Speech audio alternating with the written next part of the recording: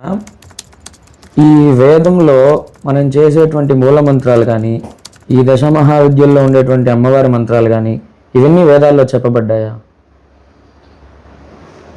వేదాల్లో చెప్పబడ్డాయా అంటే అథర్వణ వేదం ముఖ్యంగా మన ఈ శక్తి ఉపాసనకి, లేదంటే కృత్య ప్రక్రియని, కృత్య అంటే మనకు అర్థమయ్యే భాష చెప్పాలంటే ఈ చాతబడులు, ఆభిచారం, ఈ ప్రయోగం, ఇవన్నీ వీటన్నిటికీ అథర్వణ వేదమే మనకు ఆధారం. ఇప్పుడున్న వాటిలో ఆ అథర్వణ వేదంలో కూడా చాలా భాగాలు నశించాయి, కొంత భాగం మాత్రమే ఉన్నది.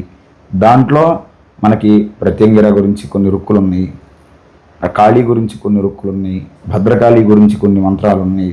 ఆ మంత్రాలు కూడా యాం కల్పయంతి నోరాం కృత్యాం వధూమివ అంటూ దేవత పేరు చెప్పాలి. ఇక్కడ వేదంలో ఈ దేవత పేరు ఇది, ఈ దేవత పేరు ఇది, ఈమె కాళీ, ఈమె లలిత, ఈమె లక్ష్మి అని పేర్లు మనకి ఎక్కడ వేదంలో కనిపించవు. కొన్ని ఋగ్వేదంలో ఉన్న సూక్తాలు లక్ష్మీ సూక్తం, భూ సూక్తం, మంజు సూక్తం, వీటిల్లో పేర్లు కనిపిస్తాయి. కానీ మిగతా వేదం మొత్తంలో కూడా మనం ఇప్పుడు కొలిచే దేవతల పేర్లు ఉండవు.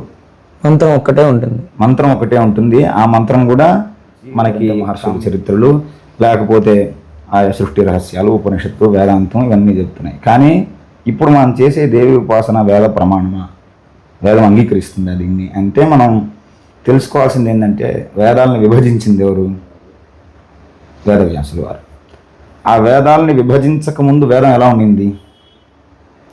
ఋగ్యజు సామ అథర్వణంగా లేదు, మొత్తం ఒకటే ఉన్నది. ఇది వేదరాశిగా ఉన్నది. అలాంటి వేదరాశిని ఎవరు చదవలేకపోయారు, అర్థమయ్యేది కాదు. అందుకని ఆ మహానుభావుడు మనలందరినీ ఉద్ధరించడానికి 4 వేదాలను విభజించాడు.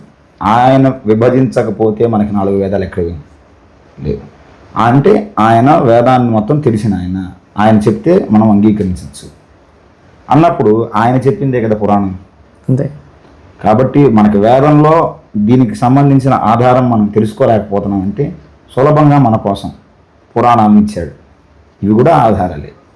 కాబట్టి ఇక్కడ చాలా స్పష్టంగా మనకి అమ్మవారి గురించి చరిత్రలో చాలా గొప్పగా కనిపిస్తున్నాయి. పురాణ ఆధారము వేదవ్యాసులు వారు ఇచ్చినటువంటి జ్ఞానమే కాబట్టి ఇది ప్రమాణమే. ఆయన చెప్పాడు కాబట్టి దీన్ని మనం ఆచరించడం ద్వారా వేదానికి ఎలాంటి విఘ్నము కలగదు. వేద ప్రమాణంతో సమానమే పురాణం కూడా. మనం కొట్టుబడాల్సిన అవసరం లేదు.